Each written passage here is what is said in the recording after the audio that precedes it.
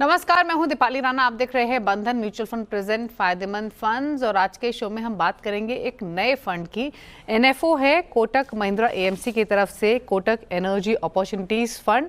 Exactly इस fund के बारे में तो डिटेल्स समझेंगे ही, कौन सी कैटेगरी ऑफ इन्वेस्टर्स को ये सूट करता है और तमाम जो डिटेल्स हैं वो डाइव इन करेंगे। और इसी पर बातचीत करने के लिए हमारे साथ मिस्टर हर्ष उपाध्याय मौजूद हैं, जो कि CIO equity Kotak Mahindra AMC से हैं। हर्ष जी नमस्कार, स्वागत है आपका सीएनबीसी आवाज़ पर।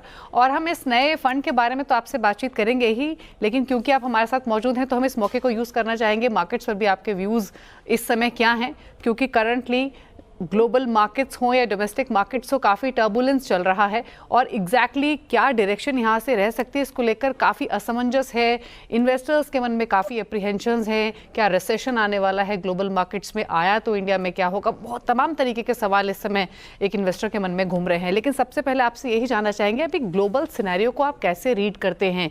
क्या जो ये रिसेशन का डर है ये सही है?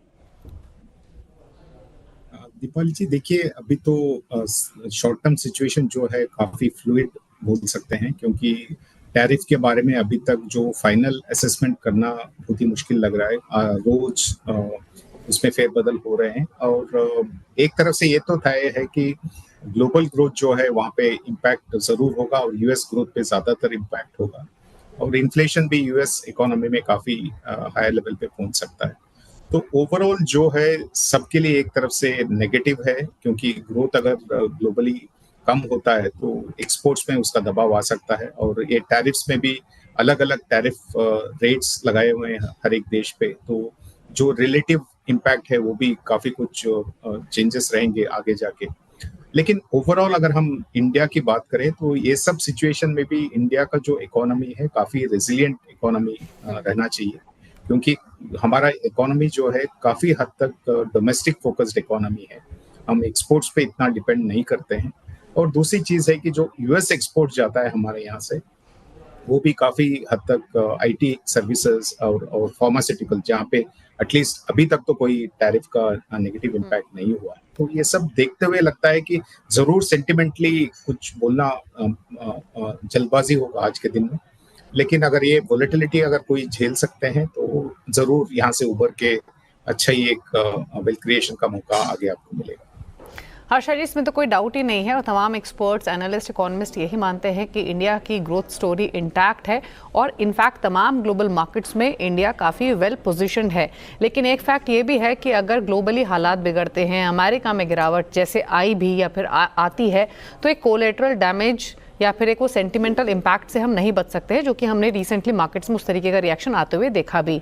अब एक चीज़ आपसे यहाँ पर जानना चाहेंगे, अब से 3 महीने पहले, 6 महीने पहले ये अंदाज़ा लगाया जा रहा था कि इंडिया में Q3 Q4 ऑनवर्ड्स रिकवरी भी आएगी, बाइंग भी आ सकती है, थोड़ी स्टेबिलिटी मार्केट्स में आएगी, शुरू के जो 4-6 महीने हैं वो वॉलेटाइल रहेंगे। अब इन व्यूज़ में कुछ बदलाव हुआ है क्या इन ग्लोबल डेवलपमेंट्स के बीच में? ये पूरा साल आप कैसे एक्सपेक्ट कर रहे हैं? मान के चलें कि ये पूरा जो ईयर रहेगा वो वॉलेटिलिटी के नाम या फिर नी-जर्क रिएक्शंस के नाम रह सकता है, या कुछ स्टेबिलिटी एक्सपेक्ट करें गोइंग फॉरवर्ड? देखिए, इससे पहले हमें ये भी असेस करना जरूरी है कि इसका बैकड्रॉप क्या था।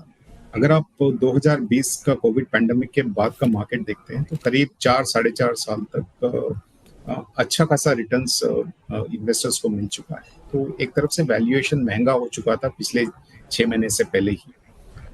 तो ये बैकड्रॉप है और उस बैकड्रॉप में आपका अर्निंग्स ग्रोथ का जो ट्रेजेक्टरी था वो भी एक तरफ से सॉफ्ट दिखाई दे रहा था, जो पैन आउट भी हुआ है पिछले 3 तिमाही में। और अगर आप थोड़ा बहुत आगे देखते हैं, आगे के 1-2 क्वार्टर्स, वहां पे भी कोई ऐसा बहुत बड़ा पॉजिटिव ट्रिगर नहीं है अर्निंग्स बहुत ज्यादा इंप्रूव होने का। तो इसीलिए लगता है कि ये फेज जो ग्लोबल क्यूज की वजह से जो वोलेटाइल रहा है अभी तक, शायद और कंटिन्यू हो सकता है और एक तरफ से थोड़ा बहुत डाउनवर्ड बायस और कंसोलिडेशन फेज बोल सकते हैं। और सेकेंड हाफ में हमें लगता है कि जो अर्निंग्स ट्रेजेक्टरी है पिकअप हो सकता है। इसके कारण भी है, तब तक शायद एक तरफ से टैरिफ का जो इम्पैक्ट रहेगा वो असेस कर पाएंगे और बिजनेस शायद थोड़ा बहुत नॉर्मल तरीके से चलने चालू होंगे। और डोमेस्टिक जो मार्केट है, रूरल मार्केट है, वहाँ पे इम्प्रूवमेंट का एक्सपेक्टेशंस है। अगर मानसून ठीक ठाक होता है तो कंजम्पशन ट्रेंड्स भी अच्छे उभर कर आने चाहिए। तो ओवरऑल हमें लगता है कि second half of financial year 26 थोड़ा बेहतर होना चाहिए। शायद नेक्स्ट क्वार्टर या नेक्स्ट के 2 क्वार्टर्स थोड़ा बहुत कंसोलिडेशन फेज में ही शायद रह सकते हैं। ओके अच्छा हर्षद जी, जैसे आपने कहा कि यहाँ से वॉल्टिलिटी थोड़ी डाउनसाइड रह सकती है।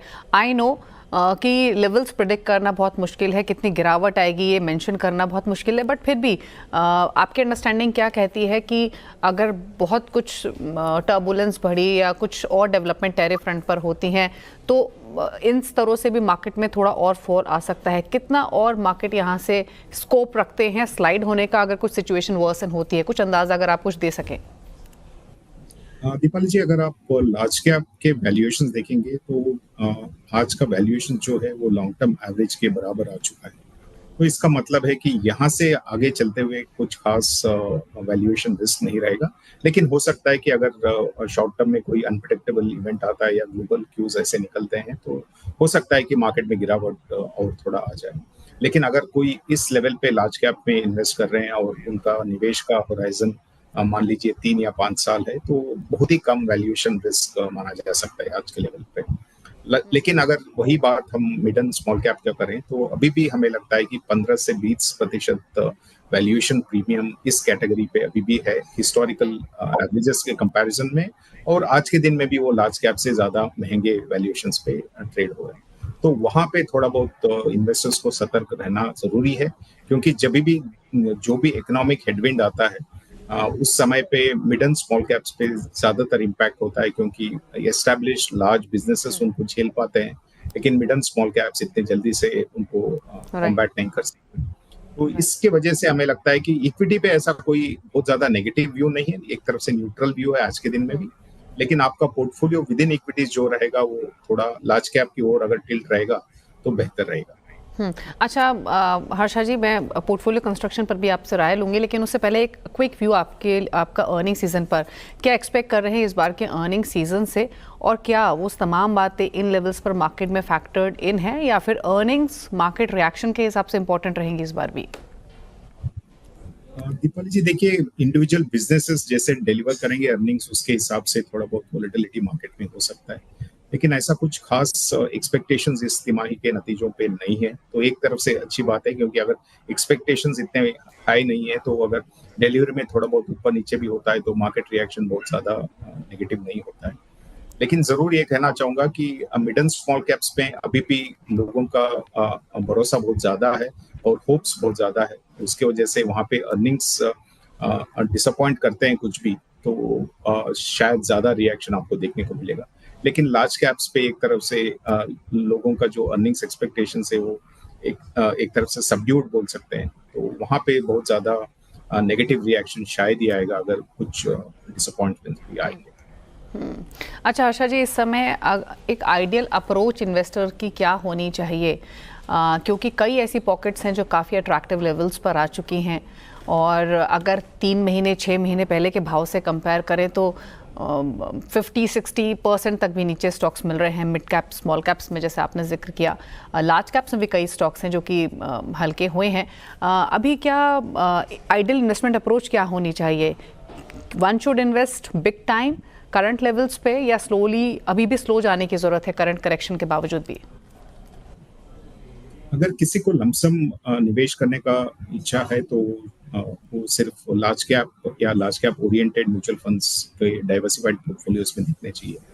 लेकिन अगर आप थोड़ा बहुत रिस्क ले सकते हैं और लंबे अवधि का निवेश भी कर रहे हैं तो एक स्टैगर्ड अप्रोच रखना बेटर है। और प्रिडोमिनेटली लार्ज कैप बोलूंगा, सिर्फ लार्ज कैप नहीं, उसमें मिड एंड स्मॉल कैप्स भी होंगे, लेकिन एक तरफ से टिल्ट लार्ज कैप की ओर रहेगा। ऐसी जैसे भी कैटेगरीज हैं उसमें निवेश करना एक तरफ से स्टैगर्ड अप्रोच लेके मान लीजिए अभी से लेके अर्निंग सीजन खत्म होने तक, तब तक शायद टैरिफ के बारे में भी काफी कुछ जानकारी मिल जाएगी, और जो वोलेटिलिटी देखने को मिलेगा शायद उसमें आपका एवरेज कॉस्टिंग भी ठीक ठाक हो जाएगा। तो लगता है कि नेक्स्ट 2 से 3 महीने में स्टैगर्ड अप्रोच लेके डिसिप्लिन इन्वेस्टमेंट करना और उसमें भी थोड़ा बहुत लार्ज कैप टिल्ट रखना बेहतर है। ओके अच्छा, अगर कोई कंस्ट्रक्ट करे पोर्टफोलियो को इस समय, तो लार्ज कैप्स पर ज़्यादा बेट करे अगर लमसम कर रहा है तो, जैसे आपने भी बताया। लेकिन कौन सी वो पॉकेट्स हैं जिन पर ध्यान दिया जा सकता है? क्योंकि ग्लोबल एक्सपोजर वाली कंपनीज या सेक्टर्स की हम बात करें तो वहाँ पर भाव तो बहुत अच्छे आ गए हैं, बहुत अट्रैक्टिव लग रहे हैं, लेकिन डर बना हुआ है कि शायद और अभी हालात और ख़राब हो सकते हैं। आईटी फार्मा को ही देख लें तो इस समय अगर पोर्टफोलियो कंस्ट्रक्ट करें तो क्या डोमेस्टिक कंजम्पशन, जैसे आपने जिक्र किया, उन्हीं थीम्स पर फिलहाल फोकस करें या बाकी सेक्टर्स की तरफ भी देखा जा सकता है?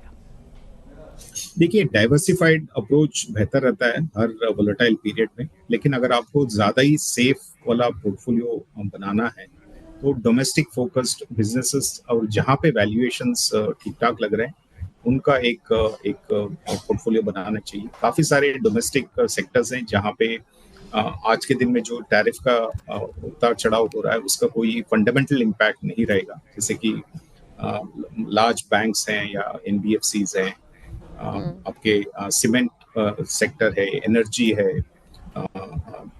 आपके टेलीकॉम सेक्टर है। इसके बहुत सारे ऐसे जो सेक्टर्स हैं जो डोमेस्टिक फोकस्ड हैं और बहुत ही कम ग्लोबल लिंकेजेस हैं, और जितने भी कुछ ग्लोबल लिंकेजेस होगा वो शायद रॉ मटेरियल की वजह से होगा, और अगर ग्लोबली ग्रोथ का एक नेगेटिव इम्पैक्ट होता है तो फंडामेंटल्स यही बताते हैं कि कमोडिटीज नीचे जाना चाहिए, तो एक तरफ से रॉ मटेरियल कॉस्ट प्रेशर भी कम होगा ये सब इंडस्ट्रीज में। तो ओवरऑल हमें लगता है कि अगर एक सेफ पोर्टफोलियो बनाना है तो डोमेस्टिक फोकस सेक्टर्स को चुनना बेहतर रहेगा। लेकिन ऐसी बात नहीं है कि जो यूएस एक्सपोजर है उसमें बहुत ज्यादा और डाउनसाइड दिखाई देगा। शायद हमने काफी कुछ डाउनसाइड देख चुके हैं, हो सकता है कि और थोड़ा वोलेटिलिटी रहे। अगर आपको वोलेटिलिटी नहीं चाहिए तो डोमेस्टिक फोकस पोर्टफोलियो बनाना बेहतर है। ओके, तो आईटी फार्मा को लेकर फिर क्या राय है? क्या हम वर्स देख चुके हैं with regards to price correction, या थोड़ा और पेन देखने को मिल सकता है? और एक इन्वेस्टर की अप्रोच क्या हो दोनों पॉकेट्स को लेकर? देखिए, यहाँ पे तो एक स्टैगर्ड अप्रोच ही बेहतर लगता है, क्योंकि अगले कुछ एक दो हफ्ते में काफी सारे आईटी कंपनीज के गाइडेंस आएंगे, नतीजे आएंगे, और अभी भी क्लियर नहीं है कि टैरिफ्स की वजह से ग्रोथ पे कितना इम्पैक्ट पड़ सकता है यूएस इकोनॉमी में, और उसका जो इम्पैक्ट रहेगा आईटी सर्विसेज कंपनी में वो कितना होगा, ये सब क्वेश्चन मार्क्स अभी भी जरूर हैं। और बिटवीन आईटी सर्विसेज और फार्मास्यूटिकल्स अभी तो लगता है कि फार्मास्यूटिकल्स पे शायद ज्यादा ग्रोथ का इम्पैक्ट नहीं होगा, ज्यादा टैरिफ्स का इम्पैक्ट नहीं होगा, क्योंकि कोई मेडिसिन का जो डिमांड है वो ग्रोथ से कोई लेना देना नहीं है, और वहां पे टैरिफ लगाना भी एक तरफ से पॉलिटिकली बहुत ही मुश्किल रहेगा। तो हमें लगता है कि ये दोनों सेक्टर्स के बीच में फार्मा शायद थोड़ा बेहतर सिचुएशन में है, और आईटी भी अगर आप आगे जाके गाइडेंस को देखेंगे और ईच कंपनी का क्या आउटलुक गाइडेंस आता है तो शायद आपको एक व्यू मिलेगा। जरूर ये दोनों सेक्टर में एक स्टैगर्ड अप्रोच रखना बेहतर है। ओके, अच्छा, एक फाइनल क्वेश्चन और मार्केट्स पर, उसके बाद हम कोटक एनर्जी अपॉर्चुनिटीज फंड की बात करेंगे। हर्षा जी, अगर हम बाकी एसेट क्लासेस की बात करें तो उन पर आपका आउटलुक क्या है एक पोर्टफोलियो कंस्ट्रक्शन के हिसाब से? फिर चाहे वो बुलियंस हो, गोल्ड हो, फिक्स्ड इनकम हो, डेट इंस्ट्रूमेंट्स क्यों ना हो, क्योंकि यहाँ भी काफ़ी इंटरेस्ट रहा है ऑफ लेट। क्या व्यू है आपका? देखिए, अगर आप फिक्स्ड इनकम को देखते हैं तो पिछले 4 या 5 साल से एटलीस्ट डोमेस्टिक मार्केट में कुछ खास इंटरेस्ट किसी इन्वेस्टर का नहीं रहा। एक तो टैक्सेशन का चेंज हुआ था, और उसके बाद इंटरेस्ट रेट्स का जो अपवर्ड मोमेंटम था उसमें फिक्स्ड इनकम फंड जनरली इतना कुछ खास नहीं परफॉर्मेंस दे पाते, तो इसलिए भी सबका ध्यान ज्यादातर इक्विटी पे था। तो अभी हमें लगता है कि जैसे जैसे आरबीआई का स्टांस बदला हुआ है, जैसे इंटरेस्ट रेट्स कट आगे भी दिखाई दे रहे हैं, तो मॉनेटरी पॉलिसी का एक रूप चेंज हुआ है, तो इसके वजह से हमें लगता है कि अगले कुछ क्वार्टर्स में फिक्स्ड इनकम में भी अच्छे खासा रिटर्न्स मिलना चाहिए, और एक डाइवर्सिटी भी होगा आपके पोर्टफोलियो में। अगर आप डिफरेंट एसेट क्लासेस को रखते हैं तो जरूर एक पोर्शन आप फिक्स्ड इनकम में रखना चाहिए। गोल्ड जो है, गोल्ड शायद इक्विटी से भी बेहतर किया हुआ है पिछले 4-4.5 साल में, तो अभी भी ऐसा कोई नेगेटिव बहुत बड़ा दिखाई नहीं दे रहा है। जब भी ग्लोबल इकोनॉमी में अपहीवल होता है तो गोल्ड एक सेफ हैवन माना जाता है और वहाँ पे ज्यादातर निवेश जाता है। लेकिन पर्सनली मुझे लगता है कि इतना अच्छा जो पैसा बन चुका है तो वहाँ पे थोड़ा बहुत सतर्क होना चाहिए, क्योंकि यूजुअली जहाँ पे इतना बड़ा आउट परफॉर्मेंस हो जाता है कुछ ना कुछ रिस्क आके फिर आउट परफॉर्मेंस नहीं रहता है। और एट द सेम टाइम जो इक्विटीज में वैल्यूएशन करेक्शन हुआ है तो इसके वजह से भी थोड़ा टिल्ट इक्विटी पे ज्यादा रखना बेहतर रहेगा। ओके, चलिए, तो मार्केट्स पर तमाम पर्सपेक्टिव से हर्षा जी ने व्यू दिया, लेकिन अब बात करेंगे कोटक एनर्जी अपॉर्चुनिटीज़ फंड के बारे में, जो एक न्यू फंड ऑफर है, पब्लिक सब्सक्रिप्शन के लिए ऑलरेडी ओपन है अप्रैल 3 से, और ये बंद होगा अप्रैल 17 को। तो हर्षा जी, सबसे पहले तो इस फंड के डिटेल्स ही आपसे जानना चाहेंगे। आप, इसका नाम है कोटक एनर्जी अपॉर्चुनिटीज़। क्या अपॉर्चुनिटीज़ इन्वेस्टर्स को मिलेंगी इस फंड के थ्रू? क्या इन्वेस्टमेंट राशनाले है आपकी तरफ से इस फंड को लेकर? दीपाली जी, देखिए, जैसे नाम सजेस्ट करता है, energy opportunities fund energy segment में अपने फोकस रखने वाला है, और एटलीस्ट 80% जो फंड के जो निवेश होंगे वो एनर्जी सेक्टर में होंगे। एक थीमेटिक फंड है, ओपन एंडेड इक्विटी फंड है। तो ये ऐसे इन्वेस्टर्स इसको देखना चाहिए जिनको एक स्पेशलाइज्ड एक्सपोजर चाहिए एनर्जी सेगमेंट में, उनके लिए एक बहुत बढ़िया फंड है। और जैसे हमने पहले भी जिक्र किया था, एनर्जी सेगमेंट में बहुत कुछ डोमेस्टिक फोकस ही है। इसमें ग्लोबल लिंकेजेस बहुत ही कम है, और टैरिफ का जो भी ऊपर नीचे जो हो रहा है उसका बहुत ही कम इम्पैक्ट होगा। तो ओवरऑल एक आज के दिन में एक सेफर सेगमेंट भी बोल सकते हैं उस हिसाब से। और वैल्यूएशंस भी अच्छा खासा करेक्शन हुआ है, क्योंकि अगर आप एनर्जी स्टॉक्स को देखते हैं, मान लीजिए ऑयल एंड गैस या पावर एंसिलरीज, कोई भी आप देखेंगे तो पिछले 6 से 9 महीने में काफी कुछ करेक्शन होके वैल्यूएशन जो है अच्छा खासा लेवल पे आ चुका है।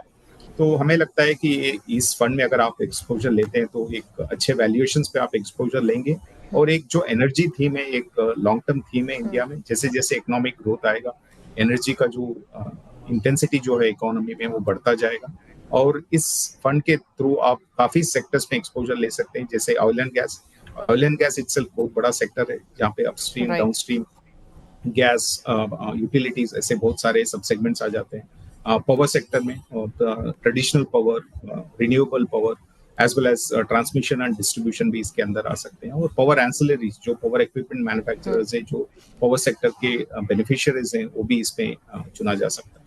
तो ओवरऑल एक अच्छा सा थीम है, और यहाँ पे वैल्यूएशंस भी इतने महंगे नहीं है, तो हमें लगता है कि ये अच्छा मौका है एक फोकस्ड थीमेटिक फंड में निवेश करने। ओके। इनफैक्ट जैसे आपने कहा भी हर्षा जी की एनर्जी सेक्टर में एक वाइड वैरायटी ऑफ अप्रोच इस फंड के थ्रू मिलेगी, ये मैं आपसे पूछना भी चाहती हूँ कि काफ़ी सारे सेगमेंट्स, जब हम एनर्जी बास्केट की बात करते हैं तो ये बहुत वाइड है। नाम भले ही छोटा हो, लेकिन ये सेगमेंट काफ़ी वाइड है। इससे जुड़ी हुई और डिटेल्स आपसे जानेंगे। एक क्विकली ब्रेक के लिए रुक रहे हैं और डिटेल्स डाइव इन करेंगे इस फंड से जुड़ी हुई। जल्द वापस आते हैं छोटे से ब्रेक के बाद।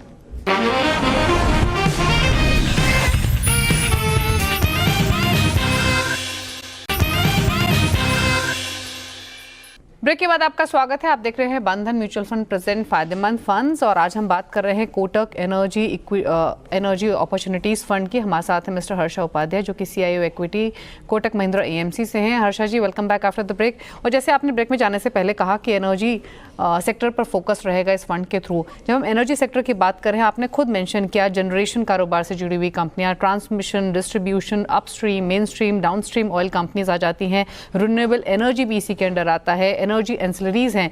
तो इतने वाइड बास्केट को एक फंड के थ्रू आपने कैप्चर करने की किस तरीके से आपकी कोशिश रहेगी, क्या अप्रोच रहेगी, क्या डिसाइड किया है कॉन्स्टिट्यूशन की, कैसे कैसे आप रखेंगे पूरी ही एनर्जी बास्केट में इस फंड के थ्रू? देखिए, पोर्टफोलियो कंस्ट्रक्ट करने से पहले एक्सपेक्टेड इन्वेस्टमेंट्स के बारे में बात करना सही नहीं रहेगा। अभी ये 17 तारीख तक इस फंड सब्सक्रिप्शन के लिए ओपन रहेगा, और उसके बाद यूनिट्स अलॉट होंगे, और उसके बाद हमें 30 दिन का मौका मिलेगा मार्केट में निवेश करने के लिए।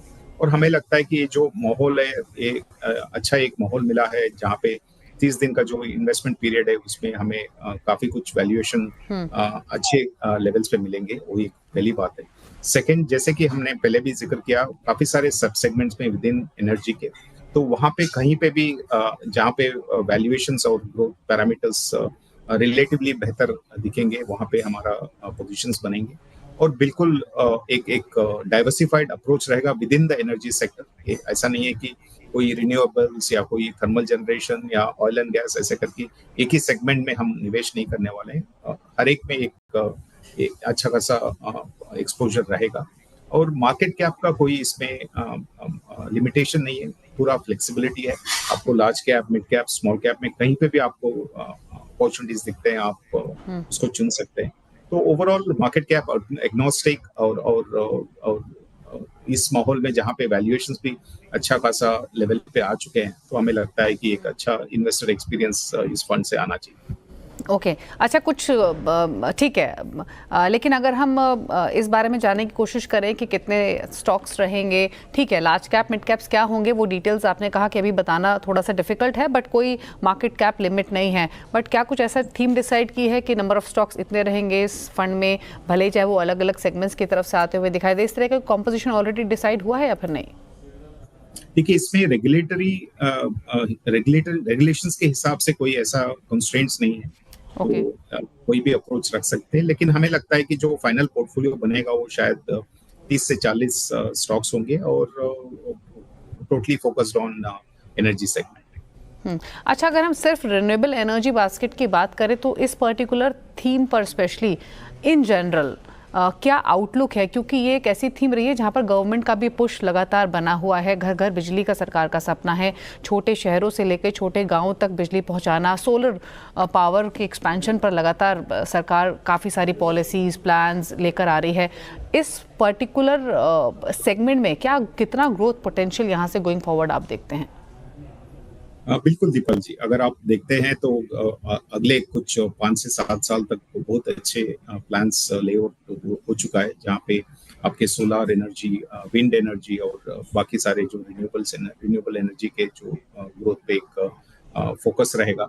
तो हमें लगता है कि जो ओवरऑल एनर्जी बास्केट है आज के दिन में वो थर्मल एनर्जी से डोमिनेटेड है, और जैसे जैसे आप आगे फ्यूचर में जाएंगे तो थर्मल एनर्जी ग्रोथ तो होता ही रहेगा, लेकिन वो जो शिफ्ट रहेगा वो ज्यादातर शिफ्ट रिन्यूएबल एनर्जी के ऊपर रहेगा, एनवायरमेंटल कंसर्न जैसे जैसे बढ़ते जाएंगे। तो और यहाँ पे एक तरफ से अच्छा एक नेसेंट सेक्टर भी बोला जा सकता है, क्योंकि बहुत सारा लिस्टेड अपॉर्चुनिटीज आज के दिन में नहीं है, लेकिन अगले 3-5 साल में हमें लगता है कि बहुत सारे इन्वेस्टमेंट्स आपको सेकेंडरी मार्केट में भी मिलेंगे। तो ओवरऑल एक अच्छा सा आपको रिन्यूएबल्स का बास्केट भी बना सकते हैं।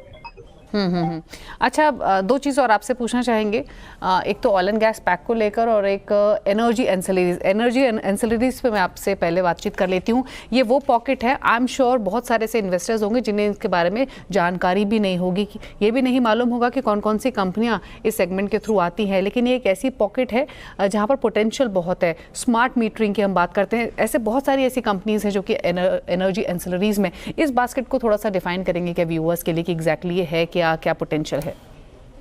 देखिए, पावर इक्विपमेंट मैन्युफैक्चरर्स, सभी पावर इक्विपमेंट मैन्युफैक्चरर्स यहाँ पे निवेश के लिए एक चॉइस बने हुए हैं, और उसके अलावा स्मार्ट मीटरिंग भी एक ऐसा एक चीज है जो हर एक डिस्ट्रीब्यूशन कंपनी आगे जाके इन्वॉल्व होने वाला है। तो हमें लगता है कि पावर इक्विपमेंट जो मैन्युफैक्चरर्स है वो ऑलरेडी एक अच्छा खासा ऑर्डर बुक के ऊपर काम कर रहे हैं, करीब 2 से 3 साल का ऑर्डर बुक्स काफी सारे पावर इक्विपमेंट मैन्युफैक्चरर के पास है, और एग्जीक्यूशन भी अच्छा खासा चल रहा है। और हमें लगता है कि अगले 5, 6, 7 साल का जो पावर सेक्टर का रनवे है ग्रोथ का, तो उस हिसाब से ऑर्डर बुक भी बढ़ता ही जाएगा और एग्जीक्यूशन कैपेबिलिटीज भी बढ़ते रहेंगे।